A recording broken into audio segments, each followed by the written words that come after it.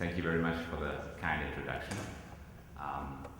It's very humbling for me to be here, especially following the speech of the esteemed Professor Murai. Some of you may not know me, so I'll introduce myself in a little bit. What you see here is a piece of LiDAR data that you can download from my webpage.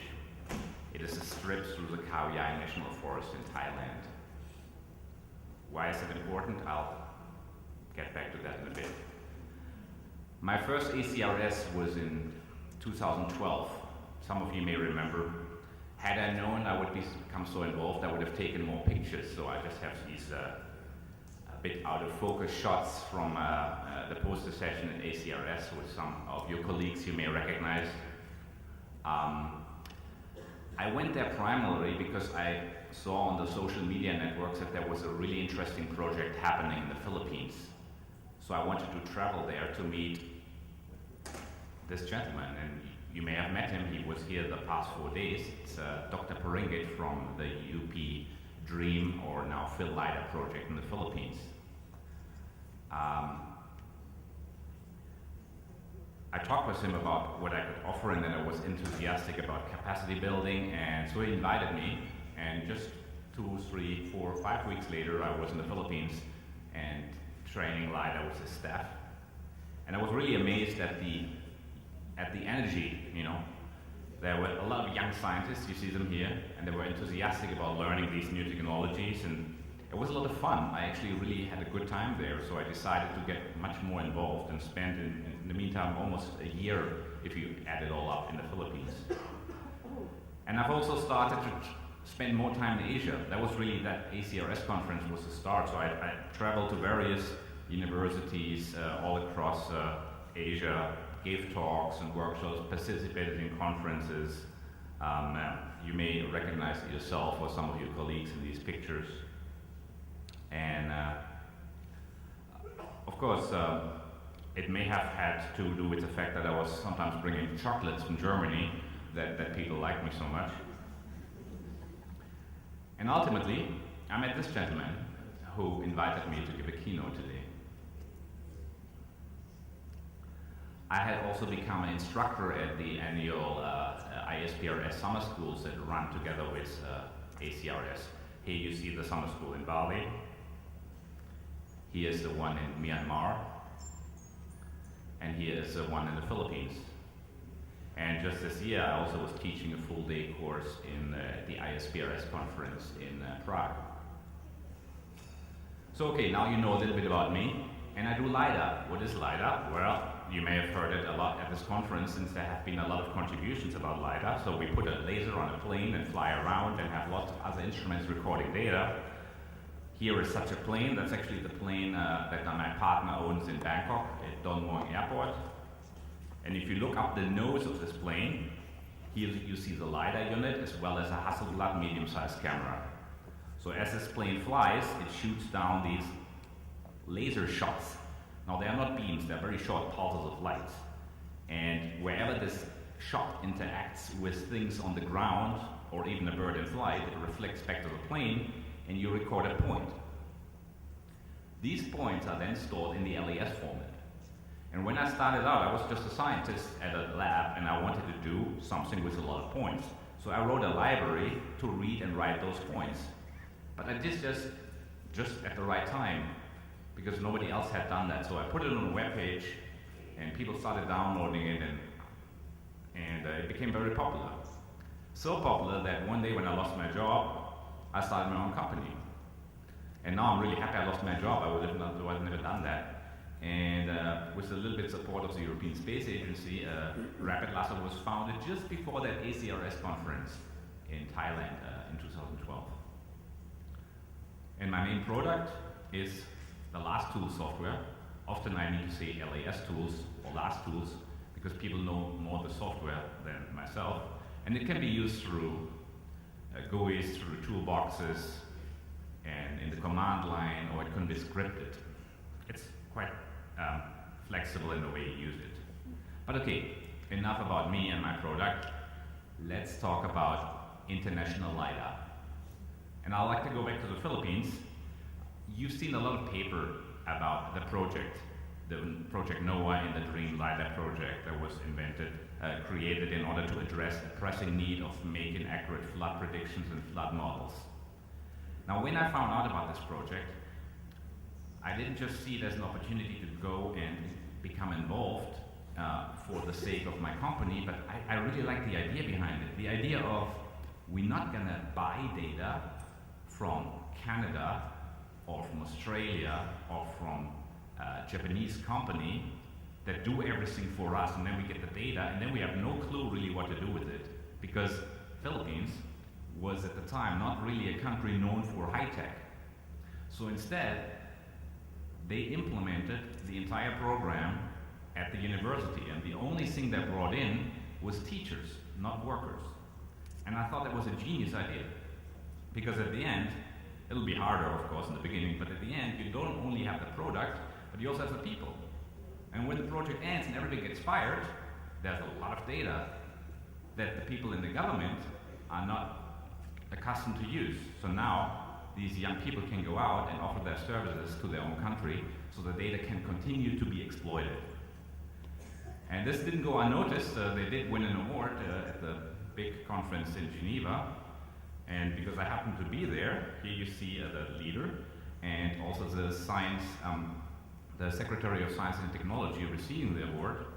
And because I happened to be there, I got a selfie in, because I don't get to hang out with Secretaries of Science and Technology so often. And we also talked a little bit. We talked about the future of these LiDAR data that is required for flood mapping. Now, LiDAR can be used for many other purposes in flood mapping, many other uses. So there's a good idea to repurpose that data. And then we talked about access to the data. And I'm a bit of an easy access, open access kind of person. So I iterated a few of the ideas that I had learned over the past, and he said, oh, why don't you talk to my folks about that? So he invited me to the Science Week in the Philippines, and I gave a talk about a similar talk that I'm giving you in the following slides, about why it's a good idea to give people access to data. So let's look at some international examples. What happens in the US? Minnesota. Well, in the US it's fairly easy. If the taxpayer pays for it, the taxpayer is allowed to have it. That's the rule. So Minnesota was the first state I know of. They just published it all online. The entire state was flown with LiDAR, and you can download county by county on a simple FTP server. It's not very elegant, but it doesn't matter. If people want it, they don't care about elegant or not. So what happened? Well, a team at the university published a statewide solar map for the entire state of Minnesota. That is a service that was created without any government spending, and created a lot of know-how creation at the university. This is only possible if you give access to the data. Since then, lots of portals have sprung up. Here you see the portal of North Dakota. There is not a really big portal in the US. Everybody seems to do their own little portals, so there are many, many choices to look at and learn from. So this is a Sonoma County. Here you see Louisiana. Here you see another county offering their LiDAR data, and you just can go there and download it. You can download almost whatever LiDAR data is published now in the US if you have enough internet bandwidth. Also, Canada has started to follow that open LiDAR trail. Nova Scotia. Here is, Quebec has announced they're going to cover the entire state by 2022 and publish it all online. Initially, only the derivatives, not the point clouds. But Montreal, you can already download the point clouds. And now New Brunswick and Nova Scotia have said, oh, we're going to do that too, and we're going to beat you to it. Now it's almost a race to open data right now in Canada. And beautiful things come out of it. This is an older data set from Oregon, and somebody made a beautiful model of the lava flow from some open LiDAR data in Oregon. And it's always acknowledged, as you see at the bottom. This is a Twitter, and you see how many likes it got. I liked it too, 216 hearts. Wow, that's heartwarming. Another really Great portal, probably the best portal I know, is from the National Science Foundation. They have a project, whenever they collect data using National Science Foundation money, after a certain period has passed, you need to give it to all the other researchers. And in order to facilitate that, they're also funding a redistribution portal, and that's open topography. So if you like Lake Tahoe, if you like your vacation there, you can just go on this map, you see where the LiDAR's coverage is, you zoom in. Emerald Bay is very popular, and if you've been there, you remember that little island in Emerald Bay. You can just, make a little rectangle around it, say which product you want, you click on submit, giving your email address, and if it's such a small area, you have it after a very short time. You have the LiDAR data, and this took just 21 seconds. I can now download it, and a minute later I look at this little island on my computer, and I can create a digital terrain model. Maybe that might just be the place where you got married, or you had your honeymoon. So that might be a reason to download it. Whatever it may be, the data is available, and you can just let your imagination roam. Now, data access doesn't mean it needs to be free. So the Canary Islands were very ahead of their time. It's a very small group of islands of Spain. They have this service very early on where they sold each tile online for a nominal fee. Now, if you look at this circle here, it says €1 per tile. It actually used to be 12 euros. €1 that is, it prevents people just randomly downloading data and hogging your server. That might be a good idea to implement in the beginning, otherwise you're always out of bandwidth, and bandwidth costs money. So that's the one approach. Why did they lower the price from 12 to 1? I think it had to do with the fact that out of nowhere, one country that doesn't talk all that much just opened all their LiDAR overnight. Finland just said, our LiDAR, you can all have it. It's all available for free for download. It covered an amazing amount of part of Finland. And that was revolutionary in Europe. We weren't quite so advanced like the US with their taxpayer pays for it, taxpayer can have it policy. Now that led to a bit of change. Now Holland traditionally has very good LiDAR, and that has to do with the fact that most of the country is below zero, like the airport. So they did a lot of surveys very early on, and they did also publish it, but only pictures. You could get a picture online through a portal where you could do some simple operations on it, and people instantly went online and to discover old rivers. You can see here the old river flows in the elevation model, and studied it there. That was already not bad. It was something not every country allowed you to do. But then they went ahead and said, we need more precision, so they made a second really, really high accurate national survey. Granted, they are a small country, so they can make a high, it was a lot of points. And they sold it for a lot of money to anybody who wanted it. And one day, a few months after Finland, they made it free. They went from 250,000 euros to free. And I asked them why. I said, well, actually, we only really were selling it amongst each other and to people who then sold it back to us as enriched products. And that made those enriched products just more expensive. And it was just, we didn't really make any money. And we didn't use the data as much because it was so complicated even for us to get it, because it was locked away. Now, what's the outcome? Well, there's the University of Delft. They took the 640 billion points and developed a web portal that's interactive. I did it in my hotel last night. You can download and zoom in and zoom out the entire point cloud of Holland in the browser. It sparked a whole, 5 PhDs come out of that, and really cool technology.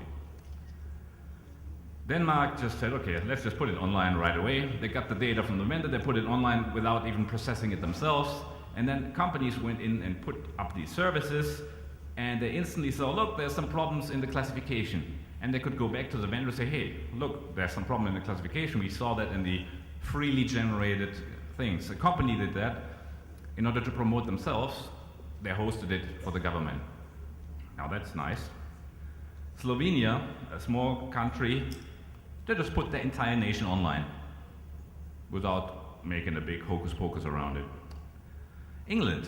Now, England for 17 years has been collecting with their own planes, with a well-funded organization, their own data, and they didn't give a little bit away. They always said, oh, if we give it to you, you wouldn't know what to do with it, and then you make mistakes, and then you blame us for it, and you know what, we needed the money also to finance our operations. So somebody actually made a Freedom of Information request. How much money do you actually make from selling LiDAR data? That was in 2014, November. That's a Freedom of Information request. And the answer came after 8 days. And here's the answer. That's how much money they made every year from selling LiDAR data or derivatives. Now that's not profit, that's just the total revenue.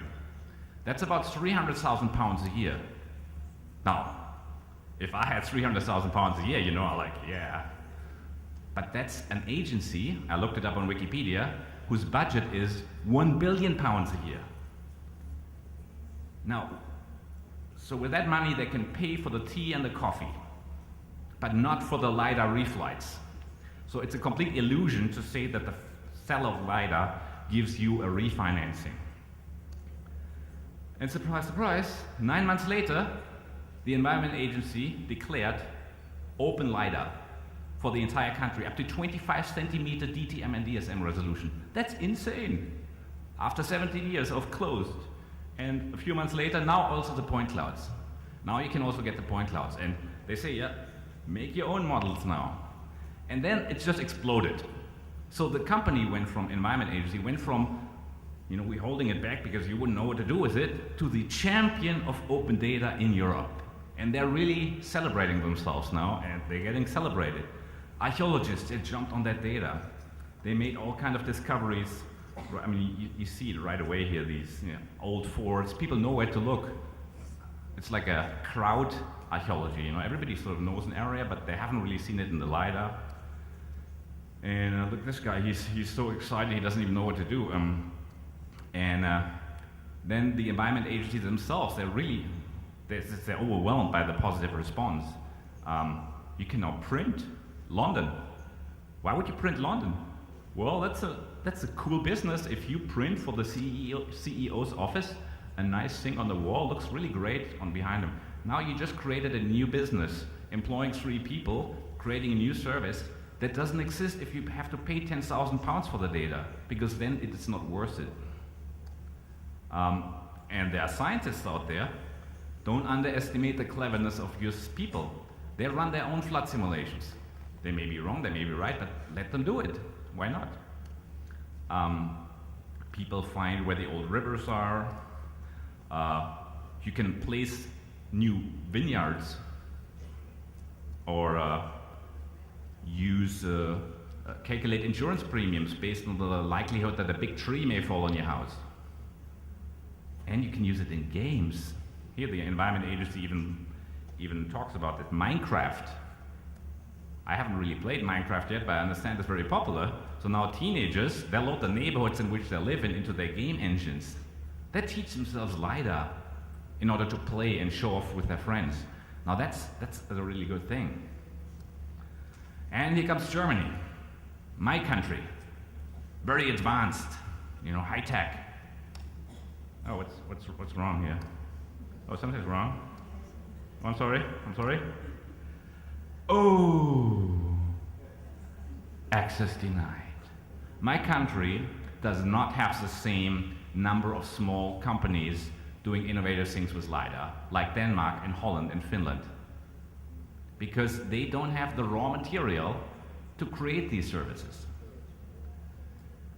And a lot of them are my customers, and every time I say, when are you going to open your LiDAR? Come on, I mean, everybody's doing it now. Why you want to be last? The last one is really not cool, It's still kind of cool now, but don't wait too long. At Intergeo this year, I was so happy. I found out that the first state, the very progressive state, now we are federal, everybody makes their own decisions. We have 16 states, they all make their own decisions. But the first one, and there's going to be a domino effect, I'm sure. The first one is going all open on 1st of January, including the raw LiDAR. Now this will cause some ripples in the German geospatial industry. And the tweet I posted about this has been retweeted many times, and the LinkedIn post has been liked by a lot of Germans that have been waiting for this moment for quite a number of years. Let's go to Asia. Now, I don't want to single out any particular country. I'm not here to, I'm just giving you my international perspective to what I've learned in all my travels.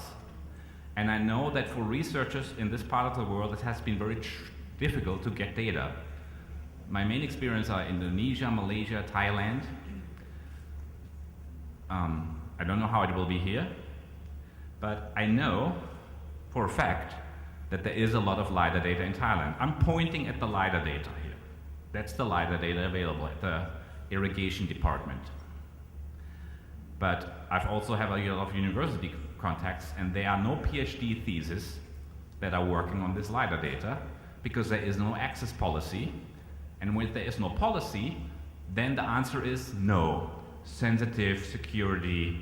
But this is data that was gifted after the floods to Thailand, and it sits mostly unused on a server somewhere because there is no policy. I also been at JITSTA. They also have a big chunk of LiDAR data. I gave workshops there. But again, the universities, for example, cannot get it, according to all I've learned after talking to many people, because there is no policy. The Philippines. I spend a lot of time there. And from all I know, it's the only country that has a portal. You can go to this website and you can see where there is LiDAR data. Now you can't just go click and download, but you can register and make a request for LiDAR. And if your request is deemed reasonable, you will get that LiDAR. Now I haven't done a request myself because I don't have a good reason right now to request it. I don't own a coconut plantation that I want to count the coconut trees or anything like that. But that's the step in the right direction. There is a portal, and there is already something in place. You fill out a paper form, you submit it, and then you wait. And maybe it's no, but maybe it's yes. So the myth of open or accessible data is, the number one is just completely wrong. You cannot pay for GIS services or for the data collection by selling the data. The data gets old so quickly. The technology advances so fast. If you collected, half a shot per square meter 5 years ago, well, today we collect 6 shots per square meter. And we do it from higher and faster and for a quarter of the price. And that's only going to get faster with new technology. So the earlier you use your data, the more return of investment you get. And just this whole overhead, it's not just every time somebody wants data, it has to go through this complicated process of review, and you lose control over the data. Well, from a security point of view, it's not rocket science to take a shapefile and clip out your military bases. I mean, that's what everybody does. Okay, so you're clipping out the military bases. Okay.